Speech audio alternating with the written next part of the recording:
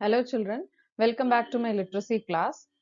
So till now we have discussed different parts of the speech like noun, adjectives, verb, adverbs, pronouns, all that, isn't it? So today we are going to see another part of a speech which is very important, without which we cannot make any sentences.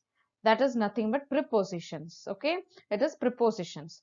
So what is a preposition is nothing but they are word or group of words, okay, which can be used with a noun. So noun is a name of a place, person, animal and things, all those. Pronoun. Pronoun is a word that replaces a noun. So instead of using a person's name again and again, we use he or she in the sentence, right? So those kind of words, it, he, him, all those, that is a pronoun. Or a noun phrase, a sentence to show the directions. So preposition shows us the directions, time, location, or you use it to introduce an object. So in the name itself it is there. Positions. Position means where it is placed, where some object is placed, right? It shows the positions. So you use prepositions to show the positions, to tell the position of an object or a thing, something, okay? So in that way you can remember this. So prepositions are a word or a group of word that is used with a noun or a pronoun to show the directions, that is the place, to show the time and the locations. Okay, so this is the definition of prepositions. Let us see some of the examples. So some of the examples of prepositions are given with a picture here. So if you see in, okay, it's in means inside, above, between, after, on, under, across, before, behind, next to, in the middle, among, near, in front, around, at, away from, beside, beneath, out, as, to, of, below, along with. So one or the other time we are using any of these words in our paragraph or in a sentence when we speak. So without prepositions we cannot have anything, isn't it? So these are some of the examples. But when I was telling about prepositions, I said it talks about the directions, location and time, isn't it? So let us differentiate between that. Some of the examples. So here are two pictures. One shows the prepositions of place. So place, where an object is placed, right? Where it is. Okay. The position of an object is the preposition of place, right? So you can see it is explained with a ball. Okay. So when a ball is inside something, you say in the box. Okay. The ball is kept inside or placed inside a box.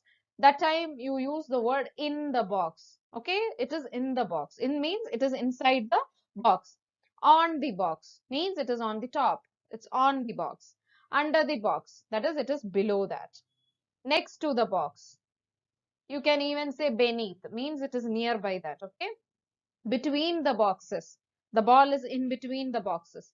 Among the boxes, see, in there is a difference in between and among. Between means it is placed in between something. Among means, for example, you are one of the persons in grade 2, right? If I call Harshan, Harshan is a student among you. He is with you, right? He is not in between you. He is among you. He is one with you. Okay. One of the student within you. So that is among. Among means one who is with us or something that is as a group. Okay. And in that group, if you point out something, if for example, if there are a group of apples and you're pointing one apple, that is among that group because it is in that group. Between means when something is in between some objects, two objects. Okay. In front of the box, behind the box means at back side. Okay. Above the box. So on the box and above the box has got difference. On means it is placed on the box, above means it's somewhere. Okay. Below the box, near the box, far from the box, at the door. So all these words we use it for place, like words like in, on, under, next to, between, among, in front of, behind, above, below, near, far from, at. All these places. There are many more words that you will find it. Okay. Next is prepositions of time. So What are the prepositions that we use for telling the time or to notice the time? So at, on, and in. Okay. Here also you use the word, here also they are there. So it is nothing but the words are same, but the difference is in the way we use it, the sentence we use it.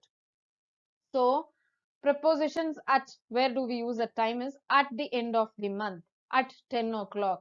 So never use the word in or on when you specify some timing. It is at 10 o'clock, not in 10 o'clock. Okay. Or on 10 o'clock. That is wrong.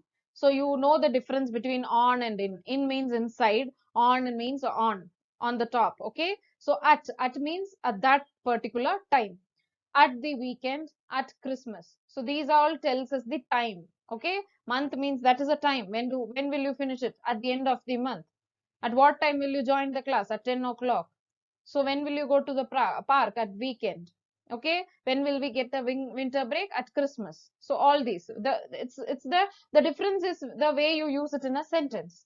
Now on can be used for timing also, like on time. You should submit your work on time. Okay. It's not in time, it's on time. On Monday, on the 25th of December, on Christmas Day. See, the same sentence can be replaced using on, but every time it won't be correct. So you need to understand the meaning. That's why the pictures are here. Okay. So using the pictures, you will be very clear. When you say something using the prepositions, you need to use the right prepositions. Next is in. In summer, in 2015, in the morning or evening, in a few days. See how they have differentiated the same word with different sentences. So everything matters with the way we use. So again, I'm telling you, prepositions are parts of the speech that is very important. It is used with a noun or a pronoun, and it is used to show the directions, time or location. And with the name itself, you can define it. What is a preposition? Is nothing but positions. That is, it shows the position of an object. Now, if you see the examples, it has shown the position of an object. It has told the time. So it is to tell the position of something, right? So that's why the name is prepositions. Okay. So I hope you have understood it. We'll, I'll be giving you more and more of examples and more of exercise to work out so that you will be more clear with this preposition. So keep practicing that, and we'll play a lot of games related to this. So till I see you for the next time, please take care. Bye. Love you all.